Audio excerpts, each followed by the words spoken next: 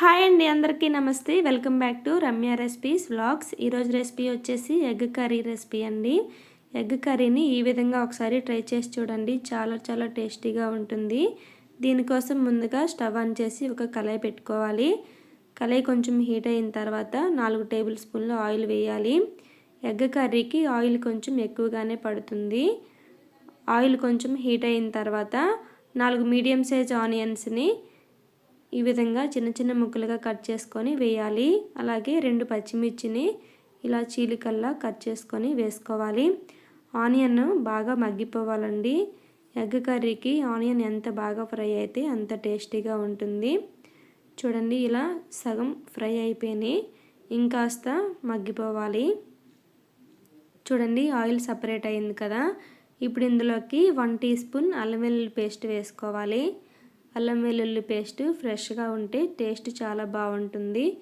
ఇది కొంచెం పచ్చివాసన పోయే వరకు ఫ్రై చేయాలి. దీనికోసం ముందుగానే టమాటాలని 2 మీడియం సైజు తీసుకొని కట్ చేసుకొని వేసుకోవాలి. టమాటాలు వేసుకున్న తర్వాత బాగా కలిసేలా కలుపుకొని ఇప్పుడు ఇందులోకి 1 టీ స్పూన్ సాల్ట్ వేయాలి. సాల్ట్ వేయడం వల్ల టమాటా ముక్కలు అనేవి చాలా త్వరగా మగ్గిపోతాయండి. బాగా కలిసేలా కలుపుకొని మూత పెట్టి 5 నిమిషాల పాటు సిమ్లో మగ్గించుకోవాలి. మూత పెడితే ఇంకాస్త త్వరగా మగ్గుతాయి. చూడండి, 5 నిమిషాల తర్వాత ఆయిల్ కూడా సపరేట్ అయ్యింది. టమాటా కూడా చాలా మెత్తగా మగ్గిపోయింది. ఇప్పుడు ఇందులోకి స్పైసెస్ అన్నీ యాడ్ చేసుకుందాం. 1/2 టీ స్పూన్ పసుపు వేయాలి. 1.5 టీ స్పూన్ కారం వేసుకోవాలి. అలాగే 1/2 టీ స్పూన్ జీలకర్ర పౌడర్ వేయాలి. 1 టేబుల్ స్పూన్ ధనియాల పౌడర్ వేయాలి. ఇంతేనండి, నేను ఇంకా ఇందులో ఏమీ యాడ్ చేయట్లేదు. మీరు గరం మసాలా యాడ్ చేసుకోవాలనుకుంటే 1/2 టీ స్పూన్ యాడ్ చేసుకోవచ్చు. మా ఇంట్లో ఎక్కువగా మసాలా తినరు, అందుకని నేను ఇవే యాడ్ చేశానండి. ఇవన్నీ వేసుకున్న తర్వాత బాగా కలిసేలా కలుపుకొని మూత పెట్టి 2 నిమిషాల పాటు మగ్గించుకోవాలి. చూడండి, ఆయిల్ కూడా సపరేట్ అయింది. ఇలా 2 నిమిషాలు మగ్గించుకున్న తర్వాత మూత తీసి బాగా కలిసేలా కలుపుకోవాలి. ఇప్పుడు ఇందులోకి 1/2 కప్పు వాటర్ వేయాలి. ఈ కర్రీకి ఎక్కువ వాటర్ పట్టవండి. చాలా తక్కువ వాటర్తోనే మనం కర్రీని టేస్టీగా ప్రిపేర్ చేసుకోవచ్చు. ఎగ్స్ కూడా చాలా త్వరగా ఉడికిపోతాయి కదండి. మనం ఇందులో డైరెక్ట్గా వేసుకుంటాం కాబట్టి ఉడకటానికి ఎక్కువగా టైం పట్టదు. ఎప్పుడు బాయిల్ చేసుకొని ఎగ్స్ని కర్రీ ప్రిపేర్ చేసుకుంటాము. ఇలా ఒకసారి ట్రై చేసి చూడండి. సాల్ట్ సరిపోలేదు, అందుకని నేను ఒక 1/2 టీ స్పూన్ యాడ్ చేస్తున్నాను. సాల్ట్ చూసుకొని మీరు కూడా యాడ్ చేసుకోండి. చూడండి, ఇలా బాగా కలిసేలా కలుపుకొని నీళ్ళు మరిగించుకోవాలి. ఇలా మరుగుతున్నప్పుడు ఇప్పుడు ఇందులోకి ఎగ్స్ని వేసుకోవాలి. ఇలా గ్రేవీని జరుపుకుంటూ ఎగ్స్ని మధ్యలో వేసుకోవాలి. నేను ఇందులో 4 ఎగ్స్ని వేస్తున్నానండి.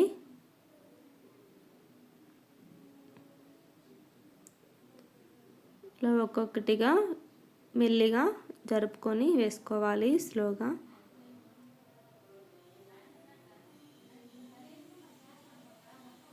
ఈ వీడియో కొంచెం డిస్టర్బ్గా అనిపిస్తే ఏమనుకోకండి, సారీ. పక్కన హౌస్ వర్క్ అవుతుంది, అందుకని చెప్పి కొంచెం డిస్టర్బ్గా ఉంటుంది. చూడండి, ఎగ్స్ వేసుకున్న తర్వాత మూత పెట్టి 5 నిమిషాలు కుక్ చేసుకోవాలి. 5 నిమిషాల తర్వాత మూత తీసి ఈ విధంగా ఎగ్స్ని కింద నుంచి ఇలా స్లోగా తీసుకోవాలి, లేదంటే అడుగంటుతుంది. ఇప్పుడు ఇందులోకి కొంచెం కొత్తిమీరని చిన్నగా కట్ చేసుకొని వేసుకోవాలి. కొత్తిమీర వేయడం వల్ల ఫ్లేవర్ చాలా బాగుంటుందండి. ఇష్టం లేకపోతే స్కిప్ చేసేయచ్చు. కొత్తిమీర వేసిన తర్వాత ఇలా స్లోగా కలుపుకోవాలండి కర్రీని. మనం బాగా కలిపేస్తే ఎగ్స్ అనేవి విడికిపోతాయి. ఇలా కలుపుకున్న తర్వాత వాటర్ మొత్తం ఇంకే వరకు ఉడికించుకోవాలి. ఇప్పుడు ఒక సర్వింగ్ బౌల్లోకి కర్రీని తీసుకుందాం.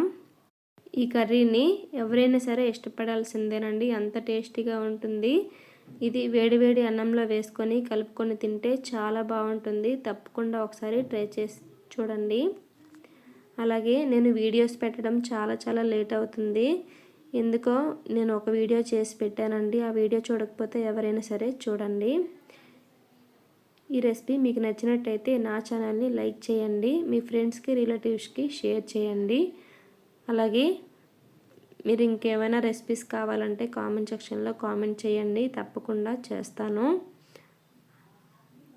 నా ఛానల్ని సబ్స్క్రైబ్ చేయకపోతే ఎవరైనా సరే సబ్స్క్రైబ్ చేయండి. తప్పకుండా నా వీడియోస్ని రెగ్యులర్గా చూడటానికి ట్రై చేయండి. Thank you for watching.